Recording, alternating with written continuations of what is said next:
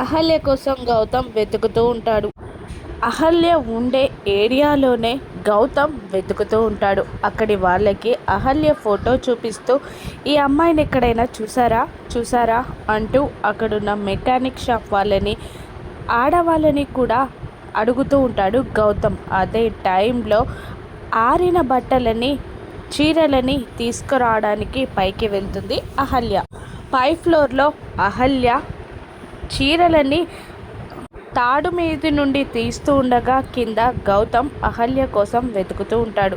అహల్య తీస్తున్న చీరల్లో నుండి ఒక చీర చేజారి కింద గాలికి కొట్టుకుపోతుంది. ఆ చీర వెళ్ళి గౌతమ్ మొఖాన పడుతుంది. గౌతమ్ ఫేస్ కనబడకుండా రోడ్డు పైన గౌతమ్ ఉండగా గౌతమ్ పైన శారీ పడిపోతుంది. అయ్యో అని అహల్య అనుకునే లోపే గౌతమ్ తనపై పడిన శారీని తీయగా గౌతమ్ని చూసి అహల్య షాక్ అవుతుంది.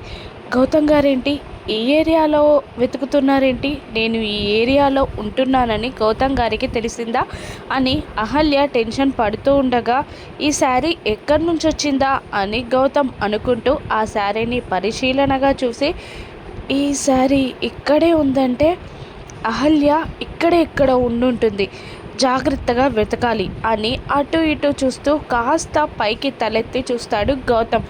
పైన చీరలు పట్టుకొని కిందికి చూస్తున్న అహల్యని గౌతమ్ చూసేస్తాడు. గౌతమ్ తనని చూశాడని అహల్య కూడా కాస్త టెన్షన్ పడి పక్కకి తప్పుకుంటుంది.